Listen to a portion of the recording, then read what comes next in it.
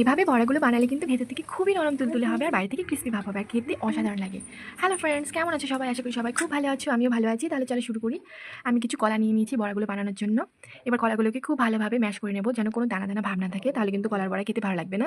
খুবই ভালোভাবে মিশিয়ে নেবো। এরপর আমার লাগবে 1 কাপ চিনি, হাফ কাপ ময়দা, একটু সুজি আর হাফ কাপ আটা। এবার আমি সব উপকরণগুলো দিয়ে দেবো এক এক করে। এবার কলার মধ্যে একটু চিনি দিয়ে খুব ভালোভাবে মিশিয়ে নেবো প্রথমে। দেখো বাইরে কি সুন্দর বৃষ্টি হচ্ছে, বৃষ্টির মধ্যে বড়া খেতে কিন্তু খুবই ভালো লাগে। এরপর আমি ময়দাগুলো দিয়ে দেবো, তারপরে আবার একটু মিশিয়ে নেবো।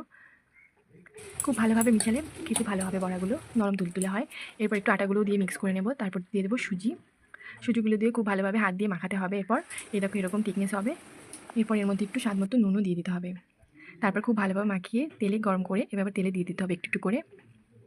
এপিটোপিট লাল করে ভেজে তুলে নিলেই হবে। এরপর একটু পেপারে নামিয়ে নেবে, তাহলে তেলগুলো সোক করে নেবে। এভাবে বাড়িতে বানিয়ে দেখো, খুবই ভালো লাগে বড়াগুলো খেতে। তুমি তালের বড়া খাচ্ছ না কলার বড়া খাচ্ছ বুঝতেই পারবে না। দেখো